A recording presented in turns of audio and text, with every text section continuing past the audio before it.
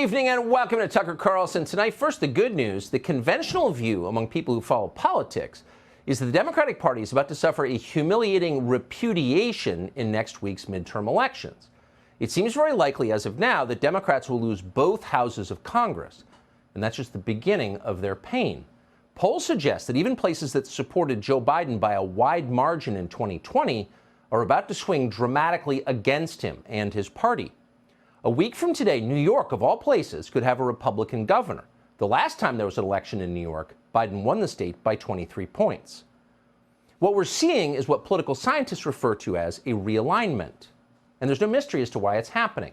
Democrats failed conclusively.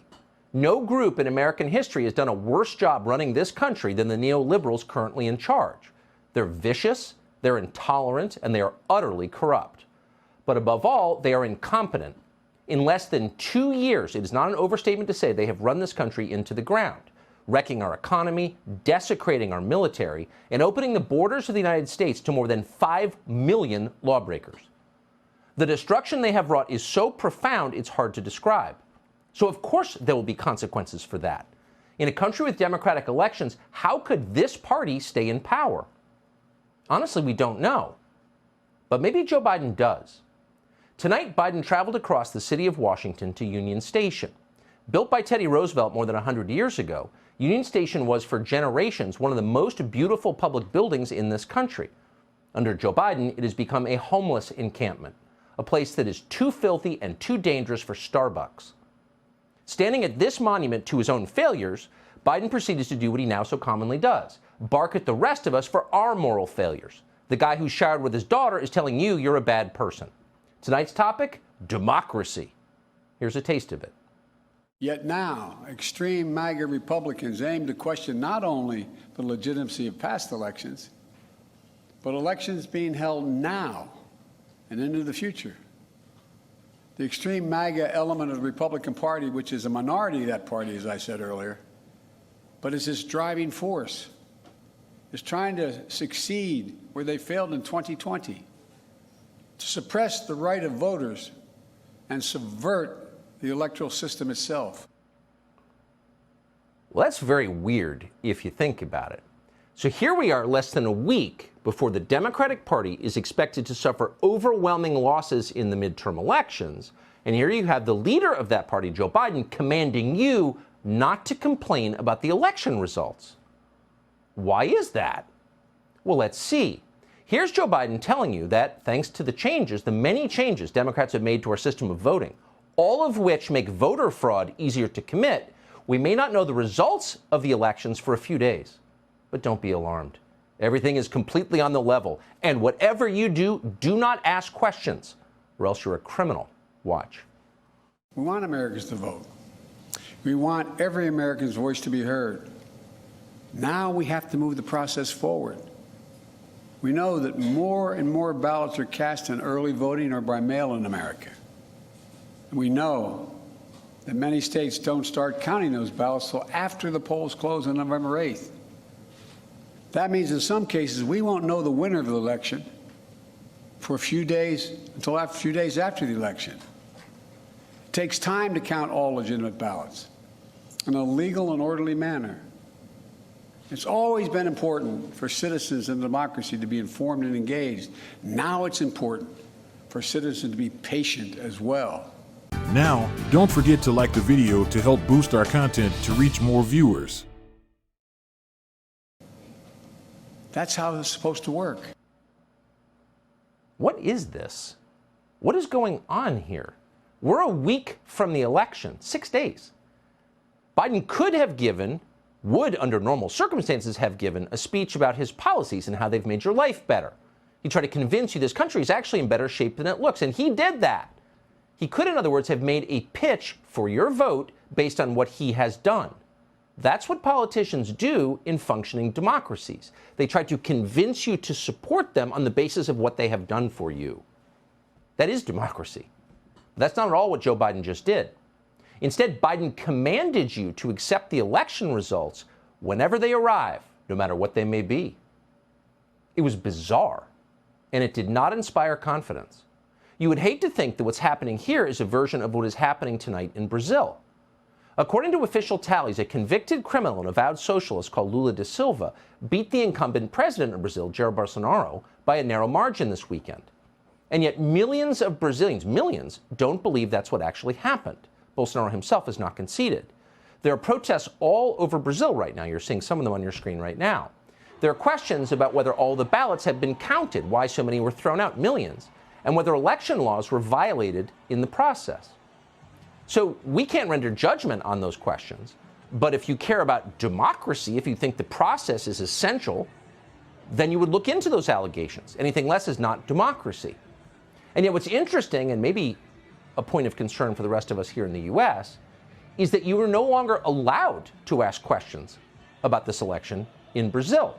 And you're not allowed because the Biden administration doesn't want you to. That's true. YouTube, which has functioned for the last 2 years as an arm of the Biden administration, has announced it is censoring any posts in Brazil that question the election results. Brazil's courts have also rejected any inquiry into the election. In fact, a Supreme Court judge in Brazil has also ordered social media companies to remove any social media post that questions the outcome. Overwhelming censorship in a, quote, democracy, preventing people from asking questions about how the, quote, democracy functions. So why should you care about this? Brazil, it's a long way away. Well, 2 reasons. The first is that the result of this election will determine the extent of China's influence in the Western Hemisphere. If Bolsonaro is determined the loser, and da Silva does become the president of Brazil, that means that left-wing governments loyal to China outside of our sphere of influence will control all of South America. Brazil was the last holdout, also the biggest and most significant country in South America.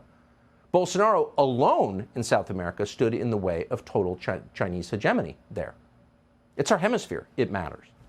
But the second reason you should be paying attention to this is that the crackdown on free speech in the wake of Brazil's contested election is a result of policies from our country. The Biden administration has been interfering in the elections in Brazil, period. The Biden administration has already announced that Bolsonaro lost and then threatened Bolsonaro with consequences if he tries to contest the result of the election in his country.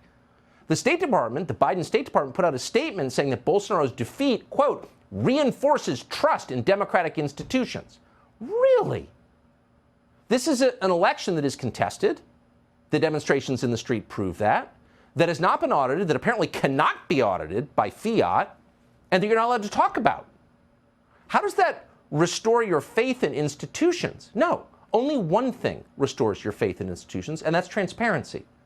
When people are hiding things, it makes you think maybe they have reason to, of course. And when governments hide things, you can be dead certain they're lying, period. But from an American perspective, the question is, why was the Biden administration interfering in a foreign election? These are defenders of democracy who believe in free and fair elections. They shouldn't be meddling in other people's elections, but they are. A lot. Several years ago, Toria Nuland at the State Department, the woman who's driving our war against Russia, was caught on tape admitting that she had engineered a coup in Ukraine. Was she punished for that? No, she was promoted. Again, she's still at the State Department. So it does make you wonder what we've been doing in Brazil. The Biden administration hated the last president in Brazil for political reasons, ideological reasons, reasons that had nothing to do with what was in America's best interest, but had everything to do with the silly lifestyle liberalism that determines their worldview. So last year, our CIA director, William Burns, traveled to Brazil, and while there warned top officials that Bolsonaro could not contest the election results, no matter what. Wait a second. Why would the CIA chief be in Brazil lecturing them about their elections? Isn't that interfering in an election? Oh, yes, it is. Then months after that visit from the head of our CIA, Brazil's Supreme Court ordered the indefinite detention of several Bolsonaro supporters without a trial. What did they do wrong? What was their crime? They, quote, attacked Brazil's institutions in their private communications. They undermined confidence in election integrity, so they had to go to prison. It's shocking. And the most shocking part is not simply that there's corruption in a Latin American country. That's par. The shocking part is that the Biden administration is abetting it and reinforcing it and trying to do the same thing here. We saw a preview of this in the United States after January 6th. What's happening in Brazil now is an escalation, and once again, the Biden administration endorses it, has a hand in it. Within hours of a contested election, people have been banned from talking about it. Street violence is breaking out. Naturally, so-called election deniers are being killed. Why would you imagine any other outcome? In the absence of transparency, what fills the void? Conspiracy theories. If you want people to believe the truth, tell them the truth. Stop hiding things. That's not a functioning democracy. In a functioning democracy, you're not simply allowed to raise questions about elections, you're encouraged to. You're encouraged to because it's your government. There's no such thing as election denying in a free society. It's called free speech. You're allowed to say it if you think it, period. And yet our media, which exists to defend free speech, is doing its best day after day to shut it down. How dare you raise any questions about next week's midterms? Why are they telling you that? It's ominous. Here's MSNBC's Ali Velshi making it explicit. Watch as he explains that if you vote for a Republican in Pennsylvania, Doug Mastriano, you're destroying democracy through voting.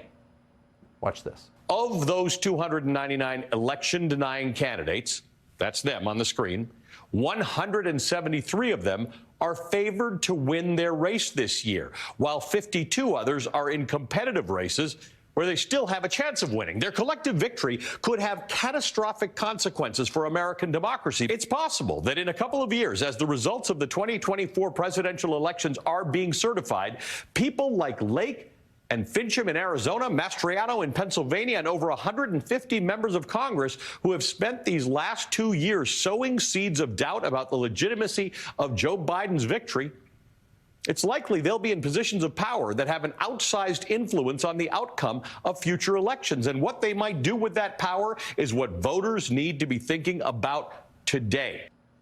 First of all, if people have questions about the last election or January 6th or what happened at Nancy Pelosi's house in San Francisco last Friday, there's a really simple way to put those concerns to rest, to stop the conspiracy theories.